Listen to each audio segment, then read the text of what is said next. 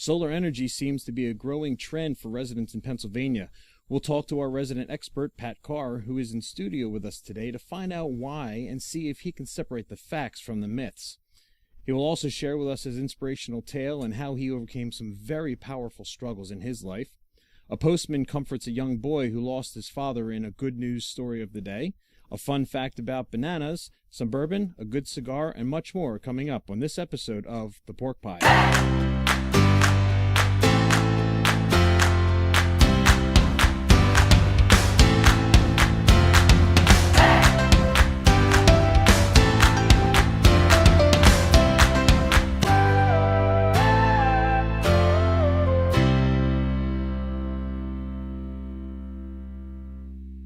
Welcome to The Pork Pie. Today's topic, solar energy. As always, I have my Maker's Mark bourbon. Today's cigar, we went with the Jose Padron 1926 Series number 90 Tubos. I like this cigar. I love the fact that it comes in a nice little metal container. This specific cigar was developed in commemoration for Jose Padron's 75th birthday. It's a full-strength cigar from Nicaragua. It's 5.5 inches Robusto, size 52 ring. It was actually given to me, a box of 5 of them, from a friend of mine. All of the tobacco in these cigars were aged for 5 years, and each band is actually embossed with an individual unique serial number. It's a very high-end cigar, and I strongly recommend it. Find the link to this cigar in the description below.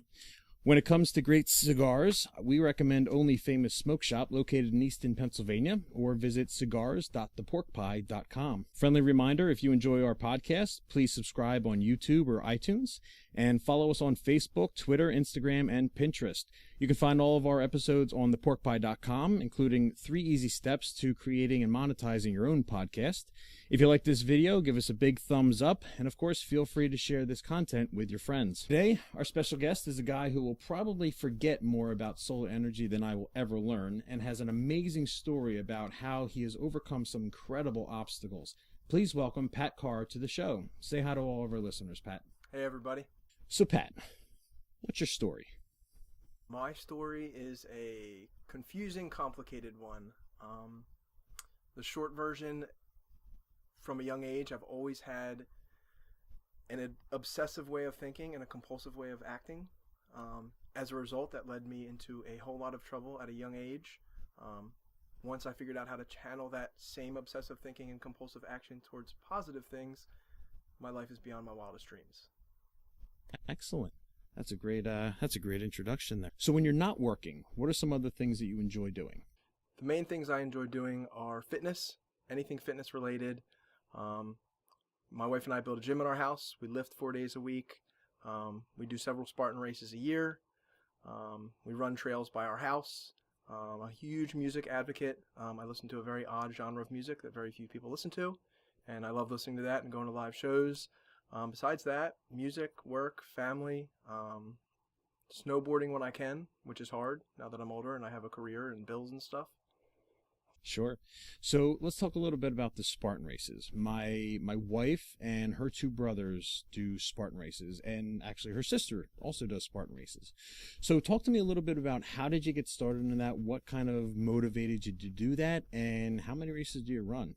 So my family, my cousin and his wife, they lost a baby to a disease, and they do a fitness event every year that is fitness related to raise money for that. It's called Cornelia syndrome, CDLS. And the first year that I did it with them, we did the Sea Isle City Run. The Sea Isle City Run is a 10-mile run, 7.5 miles on the beach, 2.5 miles on the street. It was terrible. I hated it. I don't like running. It was really hot. So the next year, my cousin and I, we talk a lot and we work out together. I asked them, hey, why don't we do something different, something more fun? And we decided to do a Spartan race. So the first Spartan race we did was in Blue Mountain. Spartan has 3 different levels in terms of how long and hard races are. This was the shortest and easiest. It's called a sprint. It was about 4.5 miles up and down Blue Mountain with about 15 to 20 obstacles. It turned out to be one of the hardest things I've ever done, but we really enjoyed it. Since then, the next year we did 3 of them. Okay, excellent. So you mentioned you're married. Yep. How long have you been married? We have been married. It's a great question. It's been 7 months. 7 months, so Yeah. newlyweds. Totally newlyweds. Absolutely. Yeah. So you mentioned your wife also does the Spartan Races. Oh, yeah. Is this something that you both decided to do together, or did one of you do it before the other one and the other one kind of jumped in? We were both into this stuff before meeting each other. She had never done a Spartan race, but she had done Tough Mudder. But fitness has been a part of both of our lives before our relationship. On our second date, she was actually in the Marines, so fitness has come second nature to her. But our second date, she dragged me on a 7-mile run on Kelly Drive in Philadelphia in a heat wave and about killed me. So this is what she does already. Wow. Yeah, the running joke with me is always, if I'm running, someone's chasing me. I hate running. I can't stand it. I really can't. Interesting. So you have this gym also in your house, a fitness room or whatever you want to call it. What kind of equipment do you use in there? So we were going to a gym for a couple years. We went to a YMCA locally, and it was just a pain to have to go after work, have to get there, have to drop my stepson off at childcare. So we kind of did the math on what do we pay a month for a gym membership. How much time would it save us? Because I always look at everything, time is money. If I'm spending an hour of that day getting to and from the gym, that hour I could be working and earning money. So we decided to build our own gym. So we leveled out our basement. We bought about $500 worth of iron, put in a squat rack, a treadmill. You can pretty much do every major exercise that you would want to do in our gym. Wow, that's pretty sophisticated stuff. Yeah. Excellent. We used to have a workout machine. It became more of a clothes hanger, so we kind of got rid of that. Sure. Let's talk a little bit about some of the challenges that you talked about in your introduction. Tell me a little bit about what some of the struggles were and how you overcame them. So my struggle in life was, and I guess is and always will be, is addiction and alcoholism. Some people do and do not subscribe to the concept of a disease or what have you. Myself, I do. Not saying I didn't do my part, but before even using any drug or alcohol, my wiring was just off. At a young age, if my parents said go right, I wanted to go left. So when drugs came in the picture in about middle school, I knew the kids who were doing drugs. I knew it was bad. Nobody peer pressured me. I wanted to do it. It was attractive to me, and it's always been that way. So I started doing drugs and drinking. Maintained it pretty well.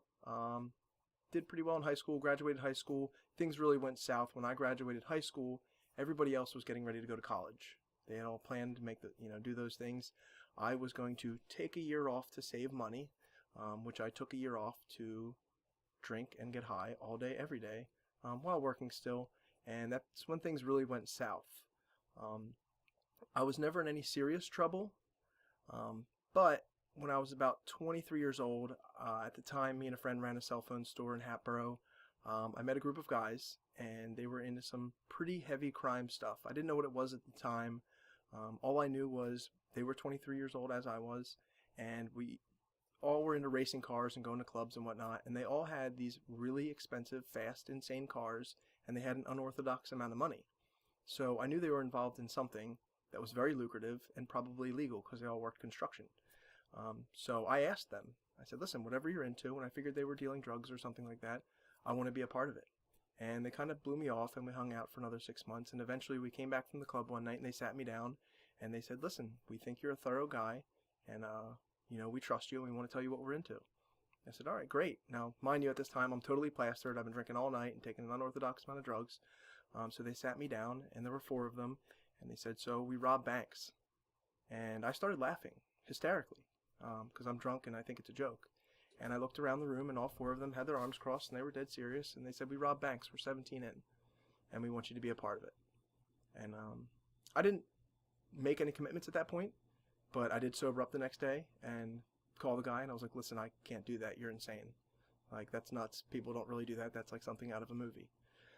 So a couple months later, they all got arrested. FBI came to my cell phone store, asked me if I knew them. I played it off that I only sold them cell phones and didn't really know them that well. And they brought surveillance pictures that showed me coming and going from their apartment. So I was like, listen, I hung out with them a few times, but I didn't really know what they were involved in. And I actually had to testify. So I went to a court hearing and lied my butt off and said I didn't know anything when I was pretty intimately knowledgeable of what was happening.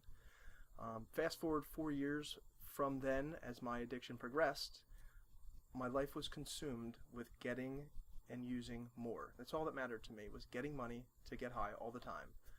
And I kept going back to what they did, and I thought I knew what they did wrong. And I look back now, and even talking about it, it's absolute insanity.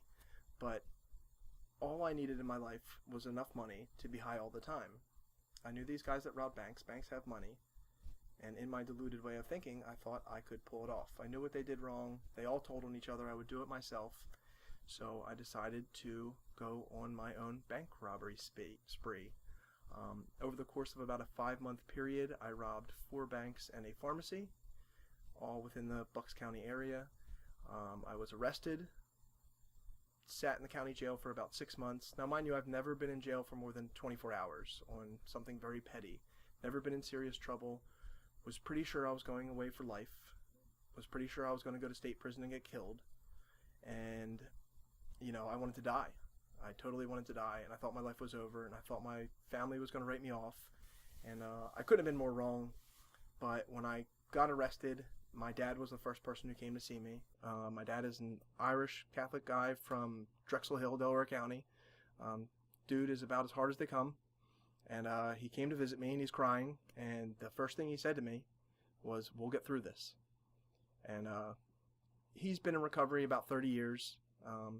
He's got some family members that have been involved in some bad stuff, so this wasn't totally unfounded. But this was not anything that's ever happened, so close to home for any of us, and it shocked everybody. So eventually I got sentenced. I got sentenced to 7.5 to 25 years. I was sent to a state prison in western Pennsylvania called Fayette. I had never even heard of the county Fayette before that. It is all the way out below Pittsburgh. So I went I went to state prison pretty much expecting what you see in the movies. I was going to have to stab, fight, kill, murder, join a gang, or get murdered and just hate life. And that really wasn't quite what it was like. It turns out that prison is really about 2 things: being able to handle yourself and dealing with people. Fortunately, I'm really good at dealing with people. I had been in sales for years. I found a knack for getting along and being the guy all the time, I guess you will say. So it turned out I kind of flourished in prison. Now, my first 3.5 years of that sentence, I did all the same stuff that I did out here. I got involved in drugs. I got involved in gambling. I was involved in any hustle that I could do to make money, because 7.5 to 25 years to a 24-year-old kid is basically a life sentence. At what point would you consider that to be your rock bottom? So I really didn't care about anything. So I lived accordingly, and I got in a whole lot of trouble in there as a result. Spent a bunch of time in solitary confinement. A lot of people in recovery talk about their bottom. Going to prison was not a bottom for me. Going to prison was just another bump in the road. And I can't say I ever really had a bottom besides that. What would you say would have been the moment where you realized, hey, something has to change, and it became real for you? While in prison, about halfway through my sentence, I met someone. Now, I had been to rehab before. I have been to meetings and what have you, but I've never gotten involved in any of that stuff on my own accord. It was always either a family member or a girlfriend telling me, "You're a mess, you need help, you're an addict, blah, blah, blah." Sure. And I was never really trying to hear that. So this was the first time I ever met someone. He was in recovery, and he didn't tell me, "You're a mess, you're in and out of the hole, you're getting high, you need to straighten yourself out." He was just living this life that was better than mine, and it was, something that was attractive, the way he lived. He had goals, he had direction. Granted, we were in prison, but he was heading in a good direction. I was doing less than nothing with my life. And turned out we became friends because of that weird music I listened to. That's what he was into also. So I decided to ask him. I said, "Listen, maybe I should start going to those meetings. Maybe I should try it." And he totally played it off. He didn't say, "Yes, you should. It's a lifesaver. It's amazing." He said, "Sure, if you want, go. If not, whatever." So I decided to sign up for those meetings. In there, you have to sign up for everything. It takes a couple weeks to get on the list. So September 27th, 2010, I got my last package, if you will, while you're in there. And anybody who thinks you can't use or drink in prison, you can totally use and drink pretty regularly in prison. Got high. The next day was the 28th, and 2 days later I went to my first meeting, and I have not picked up a drug or alcohol since. I've never been sober or clean for more than a month in my entire life. And if it was a month, it was because I was in a rehab. So the remaining 3.5, 4 years of my sentence, I spent trying to do things better than I was doing before that. I started going to school. I took I took correspondence courses through Ohio University. I think I was the only person in that prison to graduate from college while in there, because a course out here that may take 3 months takes 8 to 9 months, because you have to write a paper, mail it to the professor, wait for it to get graded, come back. And then the other thing is, if you're taking a psychology course or a philosophy, whatever it is, and you have a question, you can't raise your hand. There's nobody to ask. You just kind of have to figure it out. So I went to college, got my degree, stopped getting in trouble, had a job full-time there. Eventually I got a job where they let me go outside of the prison and work at a boiler plant. And in Pennsylvania, we have mandatory minimum sentences. So when I got to the minimum, which was that 7.5 years, I went up for the parole board. Now, mind you, at this time, I am essentially a model inmate. They let me leave the prison every day for work. I'm the only prisoner who's ever graduated from college. I spoke at a graduation benefit. I spoke at a volunteer banquet for all the volunteers that come inside the prison. You really couldn't do anything better than what I was doing in prison. So at my parole hearing, it went phenomenally. They loved me. They loved everything I was doing. But at the end, their exact words were, "You're doing everything you should, and we think that's amazing. But on paper, in the first few years you were here, you got in a lot of trouble, and because of your crimes, and my crimes are classified as violent, we still think you're a threat to society." So they denied my parole, and they give you what's called a hit. So they say, do 9 more months, and then we'll see you again in 9 months. So I did 9 more months. Getting denied parole was no big deal for me. I was totally 100% institutionalized. I could do time standing on my head. Doing time in prison really wasn't difficult for me. What was difficult for me was seeing what it did to my family. So, for example, when I got denied parole, I left that parole office, no big deal. It's just another day in prison. But when I got back to the block, I had to call my dad, and my dad knew we were waiting on this response. And again, this is a, tough Irish Catholic guy. And I called him, and he was on the train back from Philly, and he was getting off the train. He said, "Hold on, let me get off the train," because he knew what I was calling for. And I told him, and he started breaking down in tears. And this dude doesn't cry. And I was on the other line saying, "Listen, you can't do that, Dad. Like, I'm on a block around killers. Like, I can't be showing emotion. Like, get your stuff together right now." Same thing. Tell my mom, my stepdad, it killed them. They were all ready for me to go home. They all saw me turning around my life in there, and they thought I deserved this gift of freedom again. When in reality, maybe I really didn't. So eventually, 9 months later, I went to the parole board again. They granted me parole. I went home, and I started doing the same things that I was doing in there.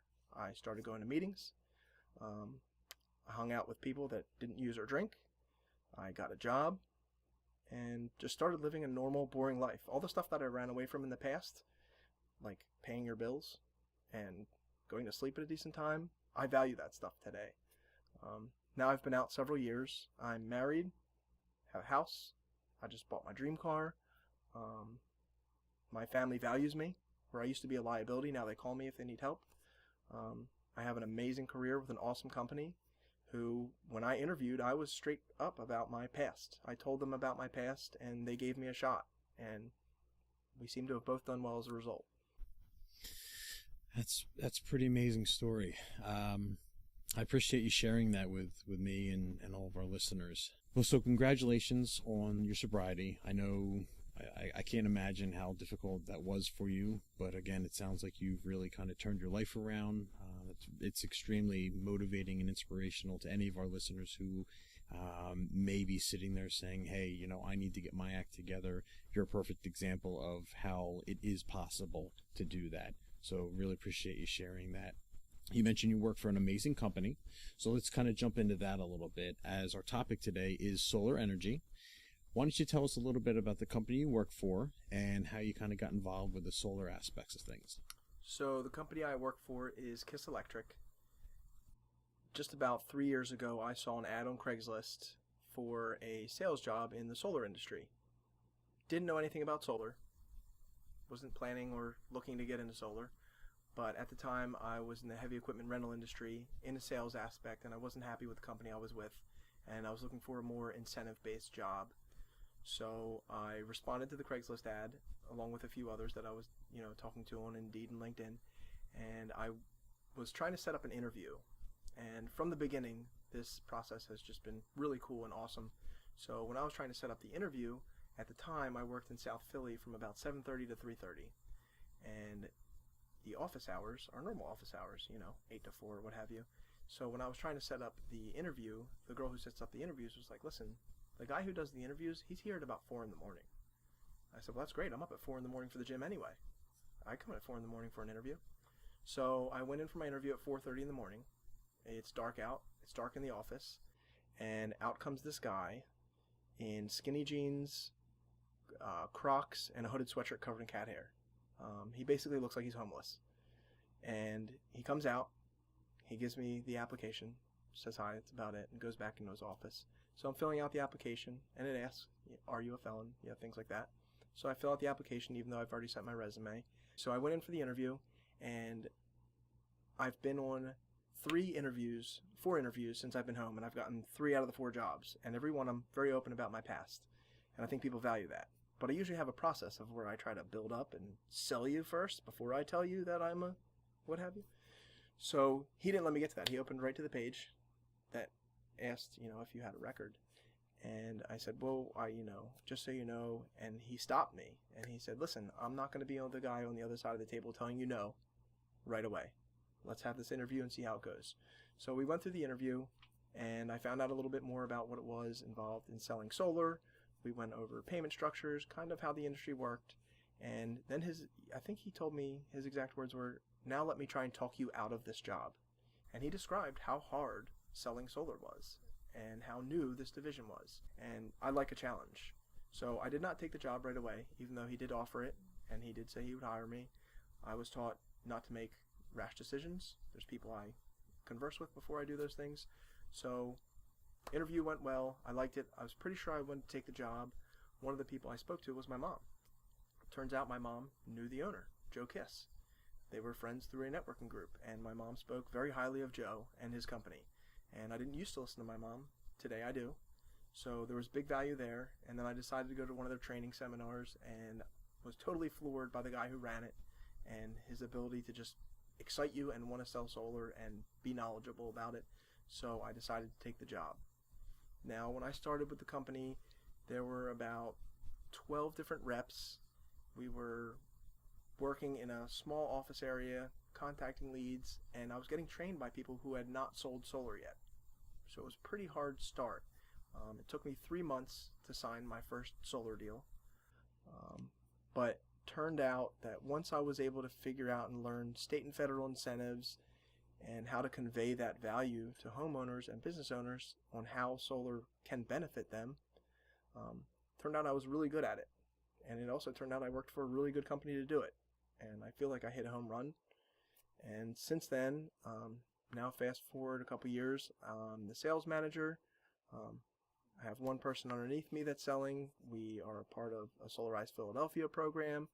We sell in Pennsylvania, New Jersey, and it's just been awesome. Let's talk a little bit about those incentives, right? So I'm sure a lot of our listeners are probably sitting there saying, I've heard about this trend about getting solar panels on my roof and how, I can possibly save money with the energy companies or even have free electric. But some of them may talk about how there's extra costs and maybe they can't afford it. But then they have these companies saying, hey, it's not going to cost you a thing. So let's do our listeners a favor and separate the facts from the myths. So if I am looking at getting solar panels, what advice would you give me? My first advice would run from the word free. You will see a lot of ads on Facebook, which are essentially clickbait, that say Pennsylvania has a new program, free solar, things like that. Now, we just put solar on our home, so it's one thing for me to sell it but now I'm 10 times more intimately knowledgeable of it because I have it on my house. We're a newly married couple. We're not rich. We didn't have thousands of dollars to go solar just because we wanted to do it. It had to make financial sense for us. So in terms of incentives, what we did was, and what I try to convey to customers is, we took money that we were planning on spending anyway. We get our electric bill every month. Our electric bill is around $150, $200. We pay that bill every month and we flush the money down the toilet. So what we did was, we took money that we were going to spend anyway over a longer period of time, and we funneled it towards something which has a return. Now, our solar system cost about, call it $16,000. Now, of that $16,000, we get back 30% from the federal government this tax season. Is that a 30%, or is that a 30% deduction, or is it a credit? It is a dollar for dollar credit. So the way a federal tax credit works, in our cases, we're W-2 employees. So we're paying taxes throughout the year. So say our tax credit was $4,000. Say we paid $5,000 in federal taxes over the year, we actually get a check back for $4,000. So in our case, we financed our solar system. We're going to dump our tax credit into our loan, and we're just taking the money that we were saving on electric to pay for our loan, and over time we're paying a whole lot less. Now, we also do have some state incentives in Pennsylvania. In Pennsylvania, we have a program called SRECs. SRECs stand for Solar Renewable Energy Credits. Now, in the past, Pennsylvania solar incentives have been pretty much terrible. We're a coal state, and they haven't really cared too much about solar in the past. The way these work, for every 1,000 kilowatt hours that we produce of clean energy, we get a certificate. And that certificate goes into an online account, and the utility companies are buying these certificates. Now, in the past, our certificates were only worth about $3 each. So say we produced 10,000 kilowatt hours a year, it was a whopping $30 we got. Now, in the past year, Pennsylvania has passed 2 bills to start bringing the value of these up.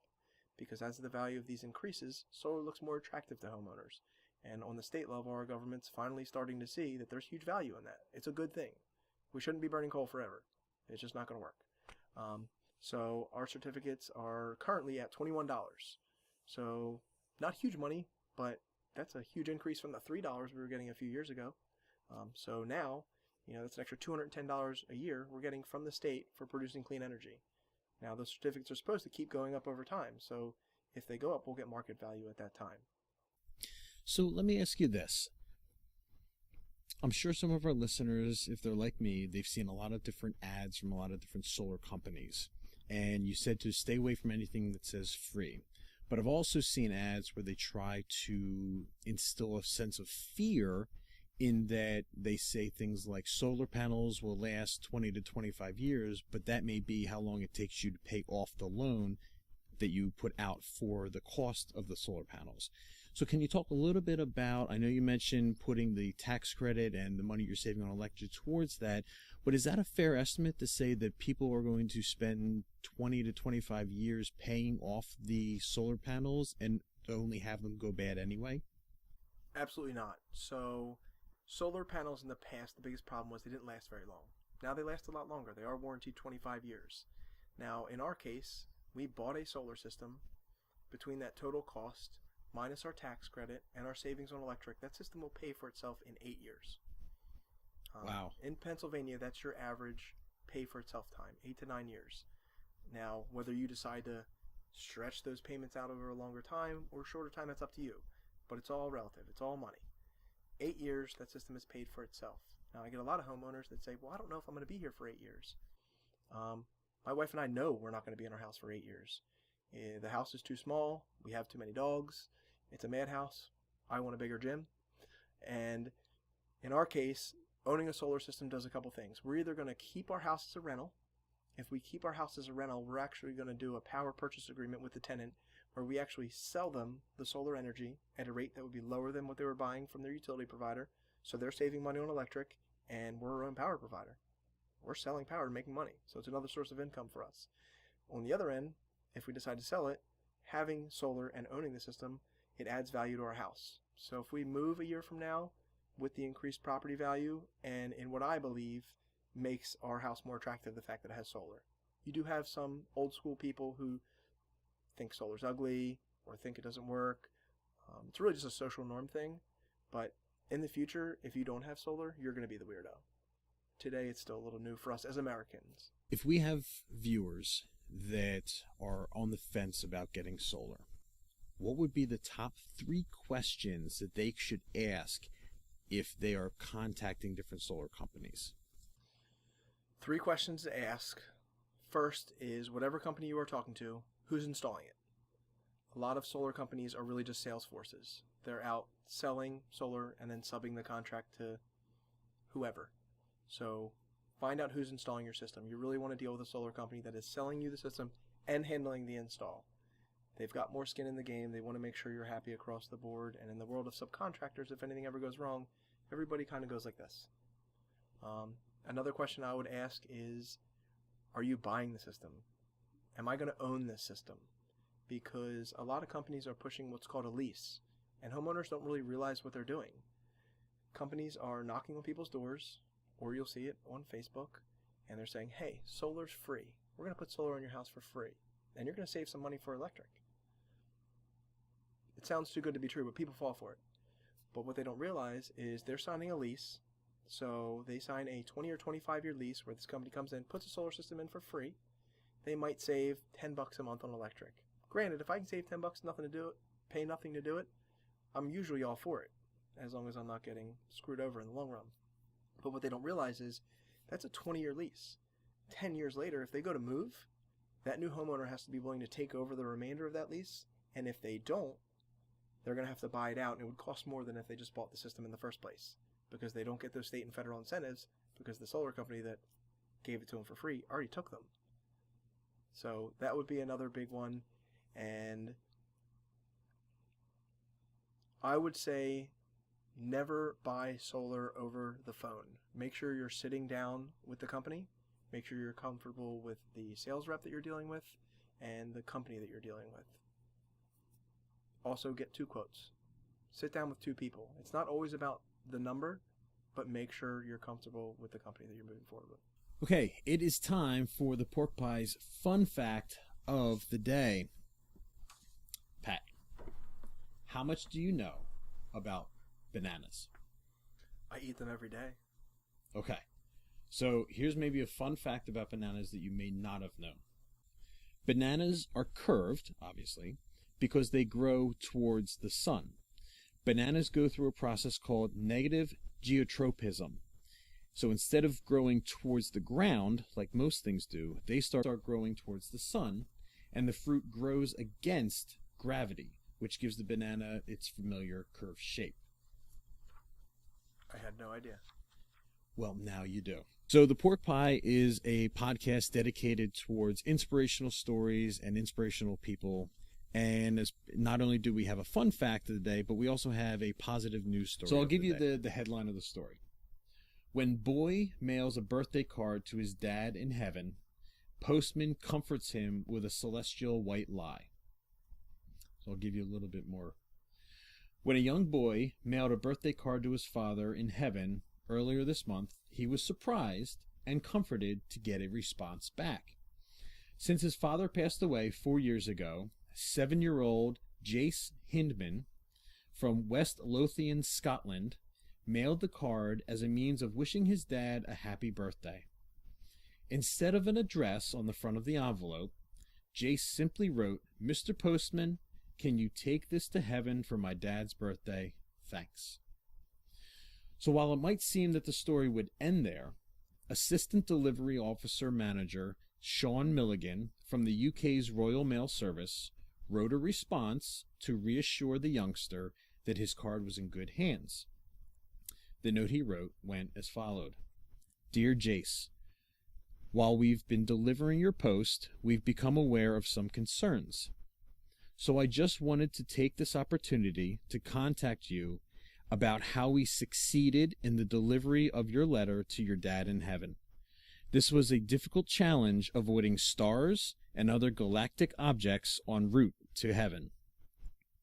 I will continue to do all I can to ensure delivery to heaven safely." There's certain things that parents, and as a step parent yourself, there's certain things that parents oftentimes will, and you can call it whatever you want, white lies, keeping in the spirit of things. But there are certain things that parents will tell their children in order to comfort them. So as a step parent yourself, and I myself have two wonderful kids, how do you feel about certain parents telling their kids what other parents might consider lies in order to comfort them? Yeah, I think that was awesome. I think it was great what he did. I think there was huge value in it. And I believe if there's a white lie that I can tell and it's not hurting anybody and it's benefiting him, whether it's emotionally or mentally, and building him up in some manner, I'm all for it. I would agree. And I know that there are probably some listeners out there that don't necessarily agree or have the complete opposite perspective. And, everybody to each their own. The story continues to say that, needless to say, Jace and his mother, Terry, were overwhelmed by the compassionate gesture.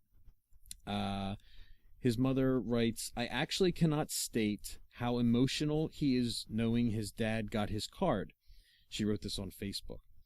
"You didn't have to make the effort to do this. You could have just ignored it. But the fact that you have made the effort for a little boy you've never even met is such a lovely thing to do.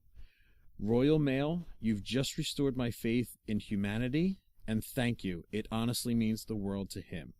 Okay, so for every podcast guest that I have, I'm extremely grateful. Okay. However, I ask the same 5 questions to every guest. Are you ready? Totally. Okay. Question 1. What is your favorite word? My favorite word? Do I even have a favorite word? I feel like I used the word unorthodox several times during this talk, so we'll go with unorthodox. Unorthodox. Okay. All right. Is it something you find yourself using in other places or just today, ironically? I find myself using any type of word to emphasize things, and saying something totally unorthodox is just a little bit more intense. Do you have any kind of like word of the day thing that you check out? Nope. No? Okay. All right. Question 2. Who would you want to meet, living or dead? Tony Robbins. Tony Robbins. Okay. Expand on that. Why Tony Robbins? That dude emanates confidence, power, success, positivity, just everything. He has one quote that I constantly return to, burn the boats. If you want to take over an island, burn the boats.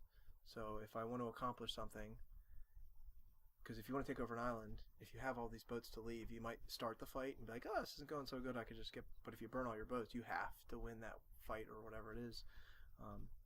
And in my case, in my life, I burnt my boats accidentally. So, like, I had to turn it around. Sure. I mean, I didn't have to, but, so, yeah, Tony Robbins. He's awesome. I read a lot of his books. Would love to attend one of his seminars. Awesome. And because he is so focused on positivity, yep, maybe he'll see this podcast and give us a little shout out. There you go. One can only hope. There you go. Question 3. You have one day to binge watch one show. What show do you pick? Dude, that's hard. The first thing that comes to mind is Shameless, because we just got done watching Shameless, and that show was incredible. But I would say Peaky Blinders. Okay. Have you watched that? I have not. That's the one with It's about a gang over in Europe, years and a long time ago. It was just a really cool, raw show. It's a family gang that they run the gambling stuff in this town and everything involved in it. And even though I've got my life together, that stuff still appeals to me. I still think it's cool. But yeah, just an awesome show. Shot really well. Amazing characters. Okay. Peaky Blinders. I'm going to have to check that one out. Pretty cool. Question 4. If you could have one superpower, what would it be? One superpower. Unlimited strength. Unlimited strength. I would just want to be able to squat everything, and deadlift like 2,000 pounds. Because that's all I chase that every day. That's all I'm ever chasing is the number. Squat more, deadlift more. Interesting. Unlimited strength. Now, this is the third podcast that I've had, and my first two, both guests said fly. Okay. So I'm glad that we went with something other than fly, but yeah, unlimited strength. Well, if I have unlimited strength, that means I can lift a ton of weight, which means I'll be jacked and huge, which would be awesome. Yeah, but then you can't put your arms down. That's okay. That's like a great problem to have. Yeah, it's true. I knock the pictures down on our hallway all the time at our house, and I tell my wife it's because I'm too wide. I'm not too wide. I'm just clumsy, but it sounds good. Right. And, yeah, any excuse we can come up with, right? Yep. Yeah. All right, last question. What are you not very good at? What am I not very good at? I'm not very good at a whole lot of things. I'm not very good at any sport with your hands. I'm not good at basketball. I'm not good at football. Growing up, the sport I played soccer for years. I'm great with my feet. I was incredible at soccer. I skateboarded and snowboarded for years, but my hands, I'm just no good. Like if I throw a football, it looks like I'm throwing it blindfolded, left-handed, it's just bad. That's interesting. If you had told me what does playing soccer and snowboarding have in common, I would not have guessed they don't use your hands. Yeah. Wow. Yep. I'm an incredible skateboarder, snowboarder, and soccer player, but don't ask me to shoot a basket. Right. Yep. Yeah, I think, I play sports, but I would think the guys on my softball team, they may disagree with me, but I think my hands are probably my best asset. It's definitely not my legs. We've come to pretty much the end of the podcast. I really appreciate you coming on today, Pat. Is there anything else you wanted to say? Any events that are maybe coming up, or any projects you wanted to plug, or anything like that? Only thing I would say is if you've ever thought about going solar, do it this year. Our 30% tax credit ends this year. Next year it goes down to 26%. The year after that it goes down to 22%, and it's over. So it's literally a third of the cost of a solar system, whether it's a tiny little $10,000 solar system or a huge $5 million solar system for a commercial project. So if you've ever thought about it, book an appointment, find out how it works. That's pretty much it. Well, that's all we have for today. Thank you to my very special guest, Pat Carr. Thanks to all of you for listening. And again, be sure to like, follow, and subscribe to us on our many social media forums. Leave any comments and feedback below, and come back again to see more episodes. For the Pork Pie, I'm Jonathan Van Horn. Salancha.